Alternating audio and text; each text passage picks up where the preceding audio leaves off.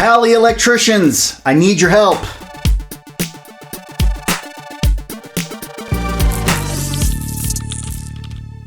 All right, so I got an email from somebody. I kind of get this email all the time from various things like exiting military people have the same email that they send all the time.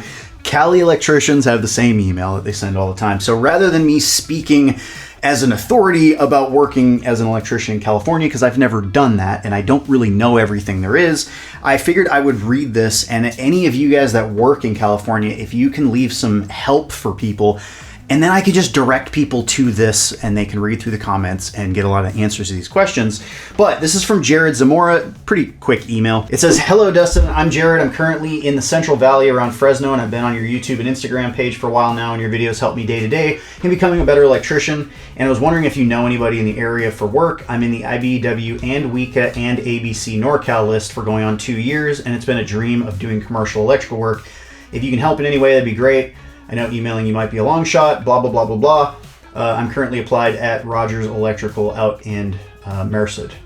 So if any of you out there know how the processes go, because I know in California, at least I've heard in California, it is very common for like San Diego, LA, Bay Area, pretty much. If you're in the union, you're going to be waiting 2 to 3 years on a list. So I think for most people, this means that you have to do an interview, you have to go through the whole process, take the aptitude test, and then however you score, you're going to be ranked and put on a list. And then when work comes up, then people are pulled from this list. So you could be on this list for a long time, just because of the population density in the area. So it's something to think about. Like, you might be applying at the IBEW, but you also have other institutions like Weeka, which is the West Coast Western Electrical Contractors Association, which is a non-union version of NECA, sort of, the National Electrical Contractors Association.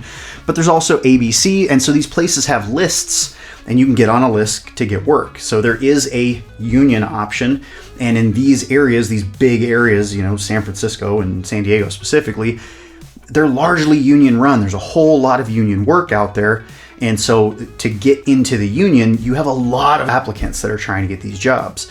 But there is non-union work, and the process is a little bit different, but still it seems as if this getting on a list thing is pretty common.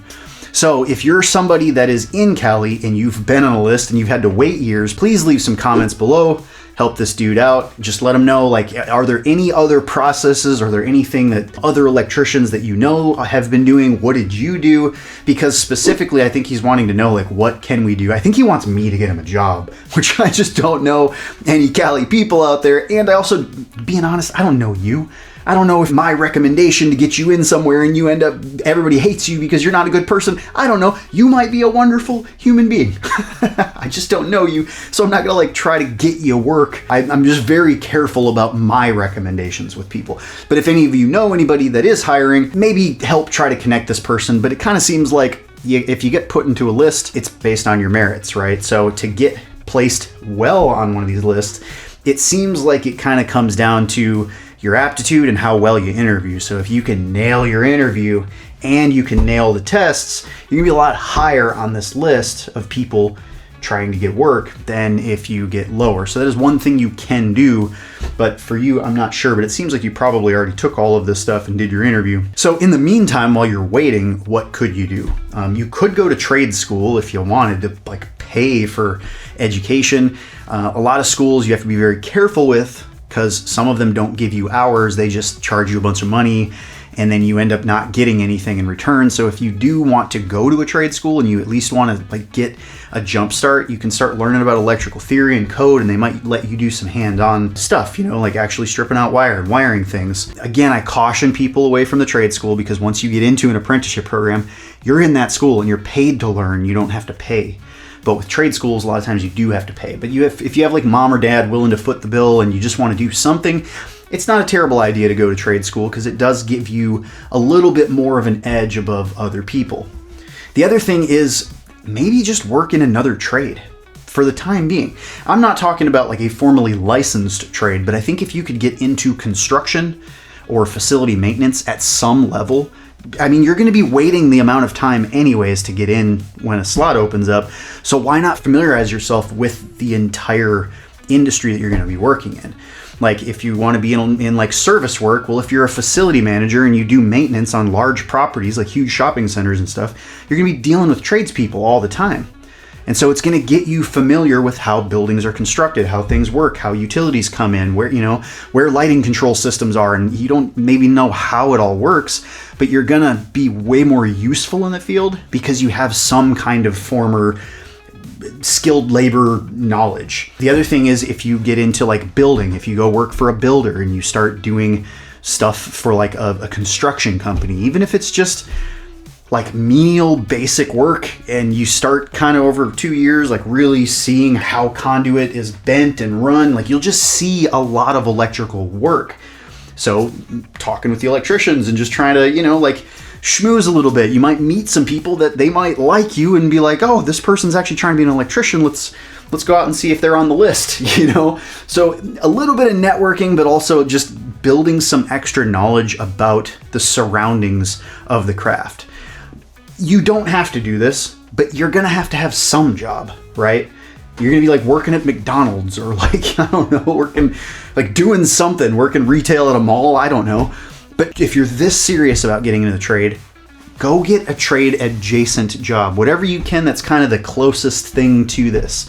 I'm not saying you need to go to like electrical engineering school and get a degree, like that's a waste of your time if all you're trying to do is get into the trade.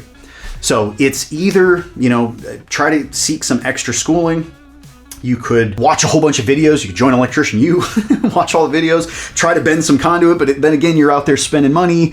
I don't recommend that you like start touching live circuits. Some of the stuff that I do talks about working live. You just don't know what you're doing yet. So there's like a hazard involved with trying to do stuff at your own house. But if you could get into some kind of an adjacent thing, it's going to be the best exposure that you have to it. And then you're kind of a shoe-in because you're going to know more than most apprentices know once you do get in. Now, the other thing you mentioned was doing commercial work specifically, and you're already in such a dense area that you don't have a lot of choice of what kind of work that you're doing. If you're going to get into a slot, you're going to get into a slot, and it's kind of whatever that company does is what you're going to be doing. So there's probably a lot of like commercial only contractors out there. There's probably residential only contractors, but more than likely you're going to be in kind of a mixed where like you do if you do service calls for like an industrial place, you probably do them for commercial and you probably do some residential as well. So it's not necessarily that you're just going to be a commercial electrician. It depends on the company, right? And it depends, like if you get into a company that very specialized only does commercial, you're just going to kind of have to take what you get. So once you get in and you get the phone call and you're showing up to work, don't be picky about what work that is. Like go in, you've got a spot. So put your tools on, start learning, and after a little while you can be like, all right, I'm done with this company. I want to go to a different company. I want to learn some different things.